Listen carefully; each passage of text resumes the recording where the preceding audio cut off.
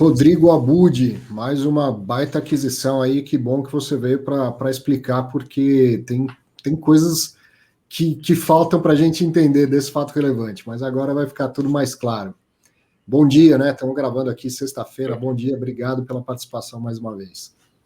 Bom dia, professor Arthur. Obrigado. A gente que agradece aqui a oportunidade. É sempre bom, né, vir a público aqui esclarecer o racional, as informações ali que não ficaram tão claras, né? Então, para a gente é uma satisfação estar aqui, né?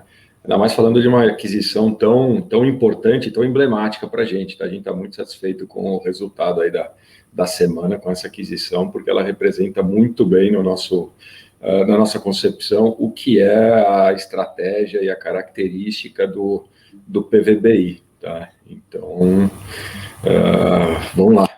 Eu vi você comentando isso nas redes sociais, que considera essa aquisição emblemática pela estratégia do fundo, né? Primeiro, eu posso chamar esse imóvel de um escritório boutique? Eu vou colocar aqui, ó, é a Torre B lá do Complexo JK, né? Uhum.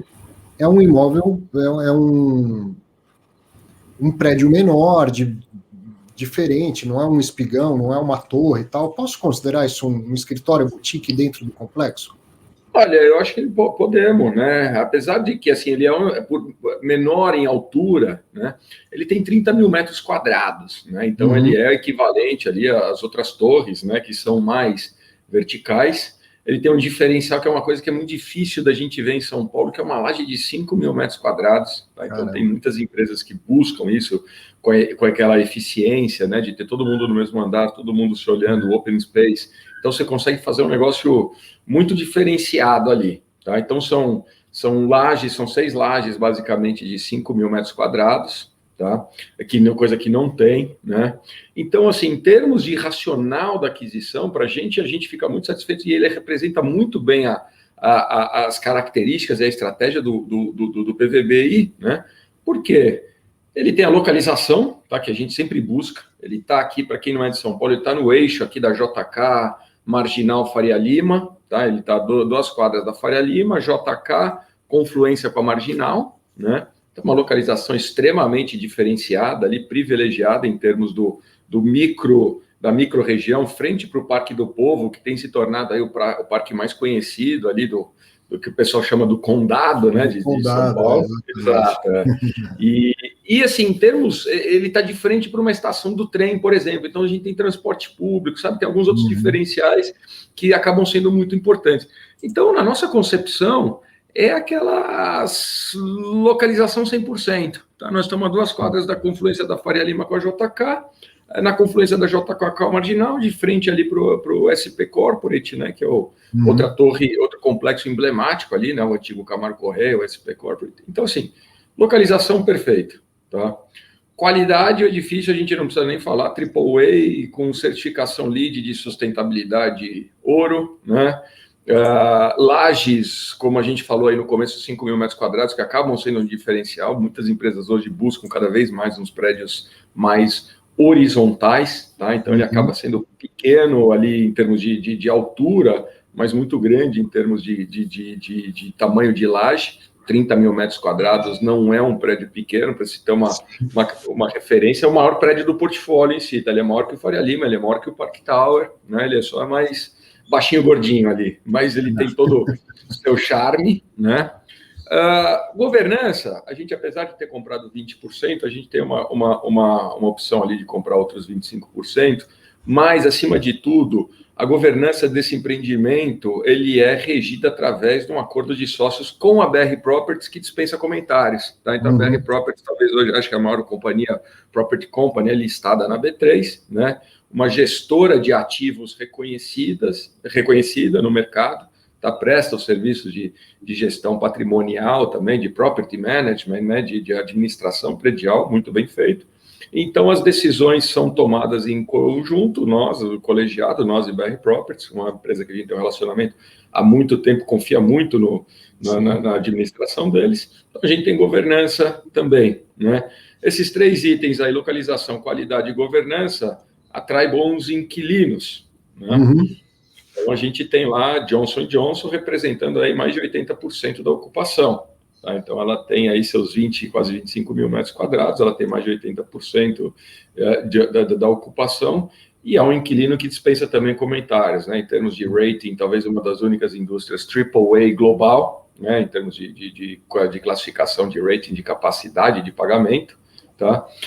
Fora isso, ali a gente tem a Bodytech, que é uma academia também que agrega muito para o complexo, né? Então, ela traz um diferencial ali, só o complexo em si, só voltando um pouco que eu esqueci de mencionar, talvez, acho que é o melhor complexo de uso misto de São Paulo, tá? Então é um complexo, essa torre está inserida dentro de um complexo que tem um shopping JK, que é um shopping AAA, Guatemi, JK, AAA, ali, lojas de marca, né? Tem outras 3 torres de escritórios, tem teatro, né? Tem academia, tem restaurantes, então, assim, aquele complexo mixed use, que tem tudo lá, tem cinema, se você quiser, você pode passar para quem trabalha ali na região, você acaba fazendo a sua vida ali no seu microcosmo ali, você tem tudo que você precisa das farmácias, enfim, toda a vantagem de ter um shopping, né? E a academia, a Bodytech ali, que é a nossa inquilina, dispensa comentários, ela é talvez, acho que uma das principais marcas hoje do mercado, tá? Tem a Regus também, a Spaces ali, uma ocupação bem interessante deles, né? Porque ela usa muito essa laje de 5 mil metros. Então, assim, a gente tem localização, qualidade, governança, inquilinos, tá? O último ponto que faltava equacionar ali para que essa aquisição ficasse 100%, era preço, né? Sim, e é isso importante da gente falar. Exato. A gente acabou negociando em patamares que a gente julga, nesse momento, extremamente favorável para o fundo, tá? Por quê? Até voltando no fato relevante do Union, ou desde a aquisição, ou desde o movimento do FVBI, de liquidação do FVBI, né? O nosso discurso tem sido sempre o mesmo, consistente. Está falando, pessoal, atentem a uma coisa, o custo de reposição na Faria Lima, ele é muito elevado se você conseguir repor um ativo desse, se você conseguir replicar um ativo desse, porque hoje não existe disponível no mercado o tal do CEPAC, que é o coeficiente aéreo, né? A possibilidade de você verticalizar os edifícios, tá? Mas se a gente fizer análise, custo do terreno, custo do CEPAC, custo da construção e outros custos inerentes ali, sem falar remuneração para incorporador e investidor, tá? Nós vamos chegar, e está no nosso fato relevante, no nosso racional de aquisição, o breakdown,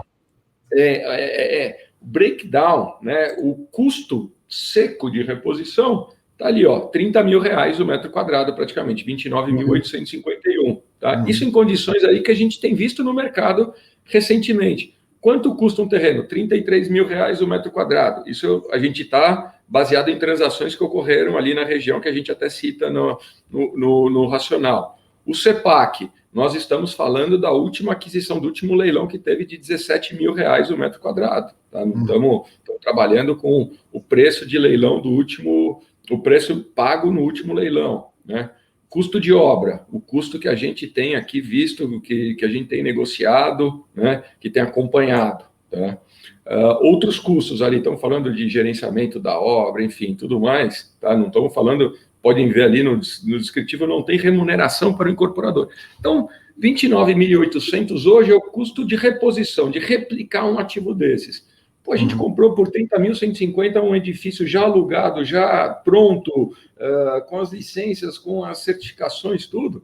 A gente entende que é uma aquisição muito, muito atraente para o fundo, tá? Ela tem uma possibilidade de upside futura muito grande. Tá? Então, a gente comprou em condições de mercado, hoje o mercado está negociando nesses patamares, mas a gente tem que olhar a situação de mercado. Nós estamos hoje num mercado um pouco mais achatado. Tá? À medida que a gente for retomando as atividades de escritório, a vacinação avance da forma que está avançando e as atividades de escritórios retomem, né, a gente vai ver pressão nos valores de locação e a consequente valorização do ativo aí no médio prazo. Tá? Acho importante você colocar isso essa tabela, assim, no fato relevante, que eu olho e falo, pô, 30 mil reais o metro quadrado, parece caro, mas, cara, o meu conhecimento de mercado imobiliário, para te falar se está barato, se está caro, seria uma opinião sem base, ponto, sem base. Então, quando você coloca lá, eu posso até continuar discordando se eu quiser, mas tem uma tabela, né, mostrando esse racional com que você chegou à conclusão de que valia a pena pagar 30 mil reais o metro quadrado com um imóvel interlocado, como você acabou de falar. Mas a aquisição, ela tem uma alavancagem relevante, né, mais de 70% desse valor, ele é feito levantando 2 CRIs, né? E aí eu queria entender melhor sobre os CRIs, 2 coisas. Prazo, que não tem no fato relevante, tem lá que ele não tem multa de pré-pagamento, ou seja, você já está pensando e preparado, se for o caso, para pré-pagar esses CRIs, né? E aí trocar um pouco da alavancagem por mais pagamento à vista. Mas eu queria entender o prazo e se ele vem da cessão de recebíveis do próprio empreendimento, ou são outros recebíveis do fundo. Tá, perfeito. Então, vamos lá.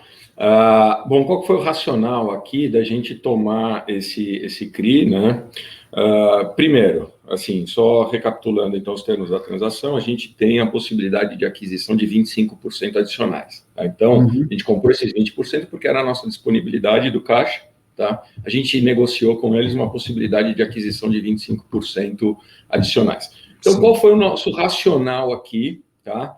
Para que a gente fizesse essa alavancagem era botar o pé no empreendimento, tá? Um empreendimento fantástico, como a gente falou, a gente botaria o pé ali, tá? Mas essa alavancagem serviria como um warehouse ali, tá? Uma barriga para que a gente fizesse uma próxima captação com os recursos já pré-especificados, tá? Então, poxa, por todo esse racional, pelos valores, a gente gostaria de comprar o edifício inteiro, mas a gente comprou aquilo que a gente tinha de disponibilidade de caixa, mostrando ao mercado qual que é o racional, o porquê, negociando, né, essa possibilidade de amortização sem multa de pré-pagamento, tá? E captando volumes adicionais para o aumento dessa posição na própria torre. Tá? Então, eu viria com uma oferta ali de, sei lá, outros 300 milhões de reais. Tá? Isso a gente estava falando assim, até 2 semanas atrás, era o seu cenário que a gente trabalhava. Tá? Falando, poxa,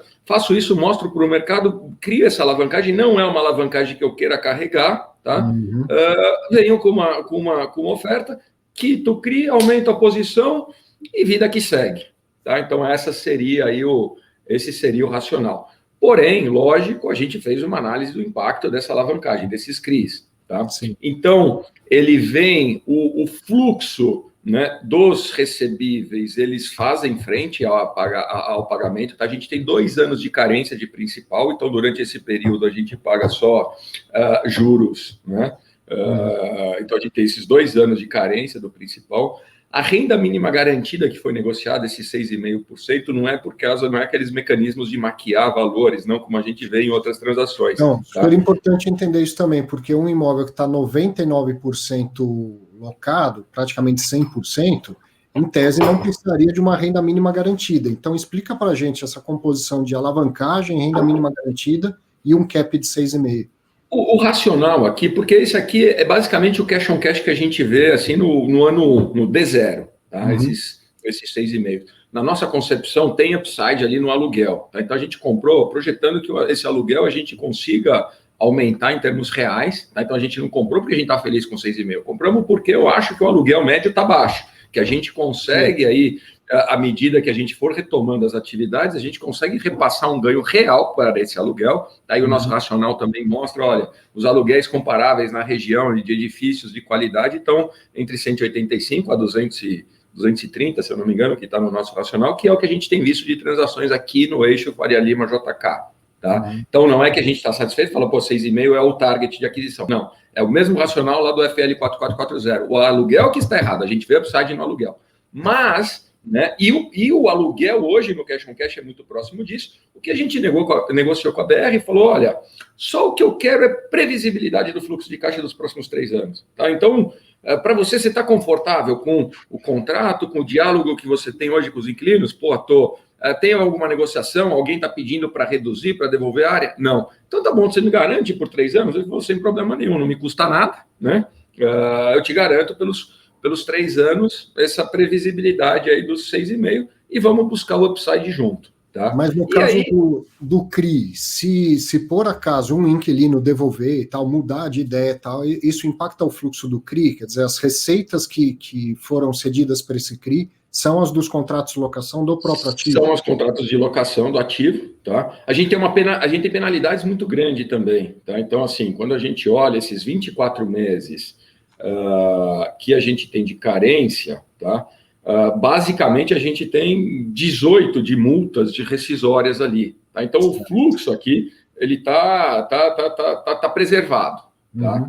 Então, a gente, nesse sentido, a gente está relativamente tranquilo. É lógico que eu quero reduzir a alavancagem, como eu falei, assim, a nosso ideal buscar, ou era, né, ainda estamos analisando o cenário de mercado, buscar essa captação para reduzir essa alavancagem, tá? Para que a gente tenha uma situação mais confortável no nível do ativo e no nível do fundo nem se fale, né? Porque a gente não tem outra alavancagem, tá? Então, e qual que é o prazo dos CRIs? Eles têm 10 anos, tá? São 10 anos. os CRIs de 10 anos, tá? Com essa possibilidade de pré-pagamento. Então, Né? os contratos também têm aí extensão de 10 anos, pelo menos. O contrato da Johnson, que é o maior, ele vai até 2028. Tá? Uhum. Então, a gente não trabalha com o cenário de carregar essa dívida ad eterno também. O ideal é conseguir um pré-pagamento antes do vencimento, é isso? É conseguir o pré-pagamento, assim, nessa janela desses 2 anos, né? A gente quer fazer esse pré-pagamento. Tá? Que viria provavelmente com uma nova emissão. Uma nova emissão. Um cenário melhor, né? Exato. Então, e essa possibilidade de compra de mais 25%, ela é uma opção sua, ela não é vinculante. Não, ela é uma opção, tá? Então a gente tem que se manifestar, a gente tem que ver o ambiente aqui, falar, poxa, tem, não tem, dá para a gente ir, não dá, né? E se manifestar com eles, né, num prazo, dentro dos próximos 60 dias, falar, eu quero ou não quero, tá? Você tem 60 dias, então uma coisa que eu ia te perguntar, assim, é exatamente nas mesmas condições e tal. Pelo prazo, acredito que sim, né? Sim, exatamente. Nas mesmas condições. Mesmo preço, mesmas condições, mesmas garantias, tá? Então, assim, lógico que eu adoraria, tá? A gente está extremamente satisfeito com essa transação, com os patamares de valor, com o projeto em si, né? O ativo em si, mas nós não vamos fazer loucura no nível do fundo. Se não der, não deu, perdemos, ok, vamos para a próxima, pelo menos botamos o pé lá. Qualquer coisa que aconteça no futuro, nós sempre teremos o direito de preferência, porque isso é negociado no acordo de acionistas. Tá? Se algum dia a BR retomar o desejo de venda, nós temos o direito de preferência, mesmo que venha uma proposta não solicitada, que ela resolva vender, o direito de preferência vem para a gente. Tá? Então, se fosse para exercer esses 25 a mais, seria via uma emissão, não com mais alavancagem. Não tenha dúvida. Tá? Então, a gente tem conversado com os principais e tal, poxa, tem ambiente, não tem ambiente. Assim, é difícil, né? A gente vê o ambiente até impactado aí pela reforma, ver o comportamento do mercado de fundos imobiliários, tá? Mas ainda assim, a gente acredita muito no ativo e tem tentado passar essa crença para os nossos cotistas para falar, poxa, temos uma oportunidade aqui, vamos, né? E vamos ver como é que se comporta, tá? Abud, rapidinho, que a gente já está um bom tempo aqui, mas é que realmente a operação toda merece essa atenção. A proposta de tributação. Se tributar, passar do jeito que está, tributar fundo imobiliário, tributar as empresas do setor imobiliário. Segue o mercado, dá para ajustar e seguir tocando um fundo de escritórios, um fundo de laje e tal, dá para... Olha, não tenha dúvida, né? Primeira coisa, assim, eu acho uma loucura, né, essa proposta nesse momento, nessas condições, tá? Com esse propósito, fala, pô, não, vamos tributar fundo imobiliário, vamos isentar CRI, LCI, porque eles são motores propulsores do mercado da construção civil e você tributa o FI, tá? Então, primeira coisa aqui, vale falar que a gente acha uma loucura, né? Mas, de qualquer forma, não é o fim do mundo. Tá? Não é o fim do mundo. Tá? Então, vamos trabalhar com o cenário já da reforma aprovada, que a gente continua nos mobilizando aqui, participando de todos os movimentos de entidade, de classe, para derrubar, para tirar isso, para que a gente mantenha esse incentivo por mais tempo. Tá? Mas, mesmo que aconteça, não é o fim do mundo. Tá? Primeiro, quando a gente olha né, os chamados spreads ali dos yields, né, dos principais fundos, vis-à-vis as curvas de juros longas, né, a gente vê um prêmio bastante considerável, tá? E mesmo que a gente tribute, o quanto cai desse prêmio, ainda assim justifica que a gente tenha um prêmio por investimento nos fundos imobiliários, quando comparado com as curvas de juros futuras. Tá? Então, a gente não acha que é o fim do mundo. E outra coisa que a gente sempre bateu muito é a capacidade em olhar ativos, olhar fundos que também trazem essa capacidade de valorização no médio e longo prazo. Sim. Tá? Então, a gente fica muito confortável com o nosso PVBI, que quando a gente olha a carteira dele, a gente tem um custo médio de aquisição de edifícios AAA localizados nos Jardins de Itaim a R$25 mil o metro quadrado. Tá? Então, poxa, se a gente olhar em 3, 4, 5 anos, esse fundo, os ativos, tá, pelo nosso racional, tem que estar o quê? R$35 mil, R$30 mil no metro quadrado. Então, a gente tem uma possibilidade de ganho de capital também futuro, tá, que ela acaba sendo considerável e que se a gente colocar isso num fluxo de caixa e fizer uma TIR do período com ou sem tributação, a gente vai ver que continua sendo interessante o investimento. Tá? Então, essa é a nossa visão. Agora, esse ajuste que vem na cota, numa próxima aquisição, você conseguiria levar esse ajuste no mercado imobiliário? Falar, olha, essa operação de 6,5, porque tributou o fundo imobiliário e tal, agora tem que ser um pouco, esse cap tem que ser maior. Ela chega lá na ponta, no tijolo? Sim, essa ainda é uma dúvida muito grande que a gente tem. Tá? Teoricamente, o ativo não tem que desvalorizar nesse patamar.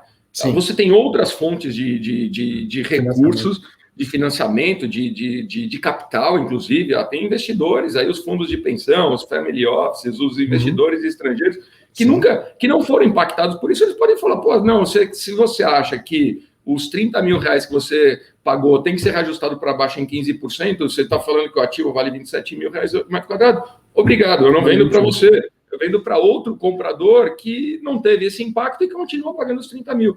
Então, eu não acho que a gente consiga repassar direto ali, né, essa conta seja tão direta assim, os ativos, o estoque do mercado imobiliário vai ser reajustado 15% para baixo por causa dos fundos imobiliários, tá? Eu não consigo ver essa situação. Então, vai ter um momento ali de equilíbrio, né? E aí nós vamos ter que voltar, então, uma coisa que a gente sempre insistiu para os fundamentos. Pessoal, fundo imobiliário não é renda fixa. Não adianta você comprar 7,5 e falar, pô, estou comprando um ativo que me rende 7,5, posso ficar tranquilo. Você tem que olhar o que está por trás, os ativos, o famoso risco-retorno, tá? Então, são nesses momentos que vem a conta, qual que é a diferença de um high yield para um high grade? É que um paga mais, o outro paga menos, só isso? Não, né? Tem o risco por trás, tem o lastro, os ativos, então vai precisar de um pouco mais de estudo, um pouco mais de análise, né? Basicamente é isso. Muito bom, cara, muito obrigado. Parabéns por mais uma aquisição aí, obrigado pelas explicações todas que você nos trouxe, e vamos torcer para que isso não passe, mas se passar, fica a mensagem de que o mercado... Otimismo sempre. Bom, a gente que agradece aí, obrigado mais uma vez por essa oportunidade, de novo, sempre muito interessante estar aqui explicando, e estamos à disposição, qualquer dúvida que o pessoal tenha, os canais também de RI estão sempre abertos, ou enfim, o nosso contato aqui também fica aberto, estamos à disposição aqui. Obrigadão. Abraço, tchau, tchau. Abraço.